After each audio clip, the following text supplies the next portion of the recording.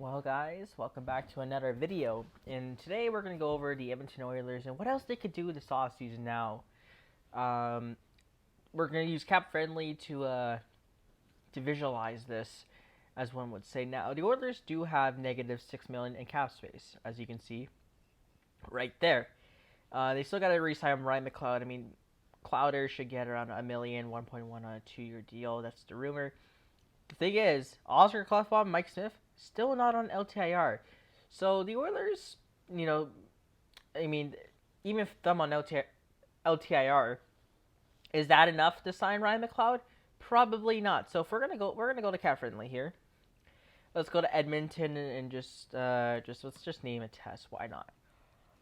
Because there's some moves the Oilers could easily make here. All right. So first things first. LTIR, right? You're up to around 335K, around that, of cap space. So first let's get our guys signed. Let's go to Edmonton. Let's get Ryan McLeod signed. Yeah, let's go 2 times 1.1. All right.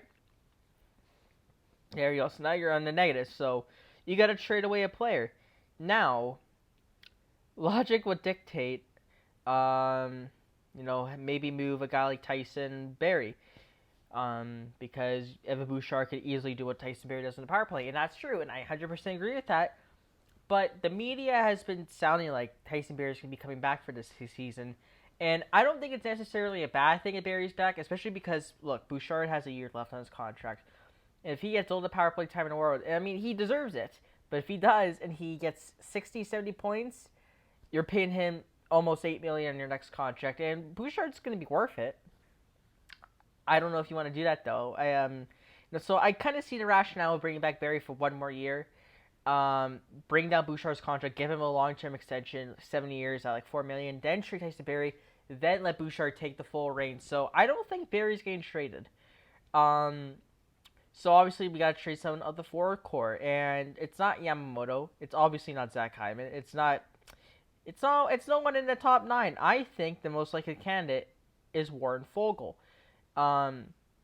Because all the rumors we've been hearing is that Hyman, where does he fit, first of all, right? Because if we look at the potential lineup, okay, let's see, Kane, McDavid, probably Puyarvi.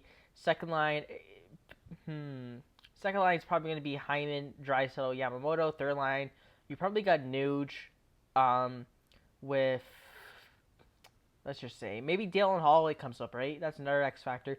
Dylan Holloway probably makes a lineup, probably, so let's bring him up here. Let's go Nuge with McLeod and fuck it. Let's put Holloway there, right? Where's the room for Warren Foegele?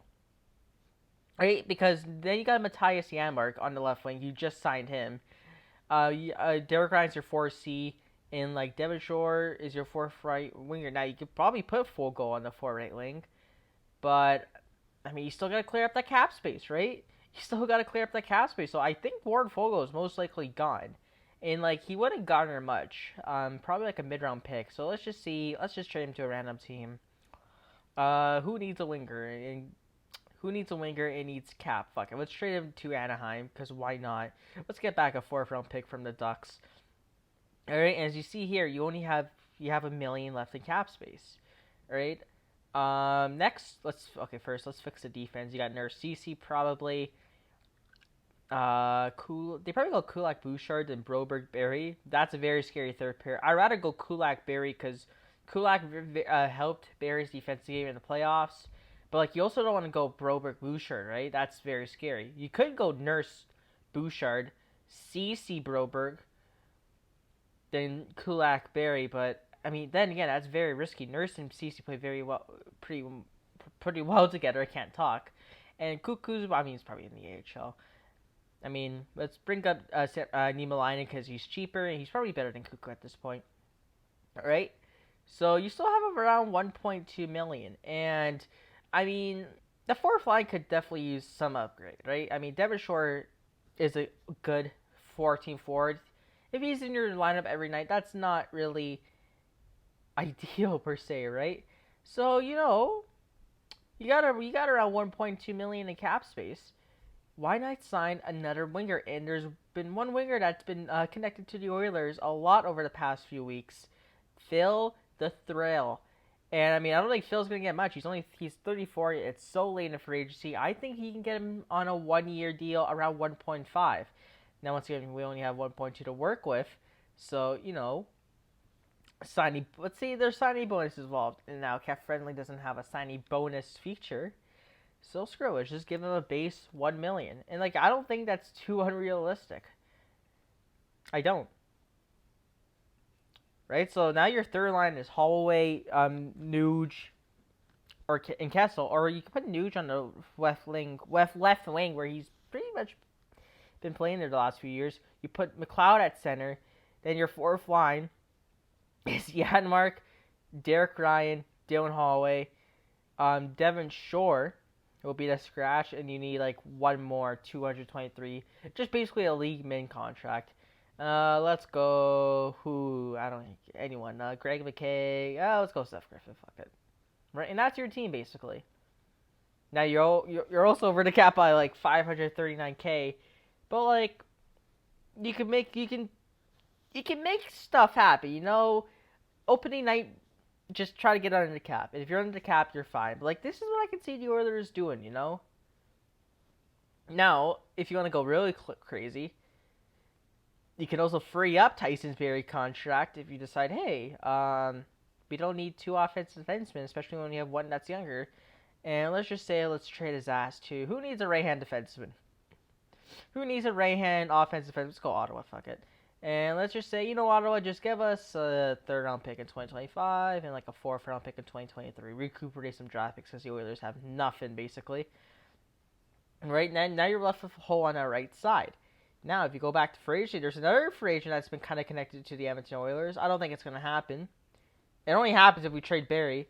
But, why am I going there? There you go. But, that player is Pernell Carl, PK Subban. And once again, Subban would be, I think Subban's better defensively than Barry per his JFresh and evolving analytics. And his evolving hockey analytics defensively. And, he's not going to take away time for Bouchard. And, you're going to get him on a cheap 1-year deal worth, $2 million. And you have the cap space now because you traded Tyson Berry. So, let's just give Subban a bit more. Let's go, 1.5 for PK Subban. I don't think this happens, by the way. This is just, a hypothetical, right? Now, to make this even more realistic, you can give Kessel more now. If you guys think that was an underpay, well, look at this. Out there, extra $500K. You're still at 1.9 cap space. That's still a lot to work with at the deadline. So, the Oilers have some options. And, if this was the team at the ice, that's one of the better teams in the Pacific. That's probably the best team in the Pacific. I would say Subban's an upgrade over Barry. And, Kessel is a huge upgrade over Devin Shore. So, yeah, that's just a quick video. Give me your thoughts, Oiler fans. Anyone else watches, give me your thoughts as well.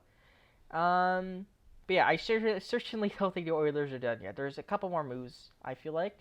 Who knows? Maybe they do trade Puyarvi, which would kill me. That would really piss me off. But we'll see what happens. Thank you guys for watching. We'll see you guys next time.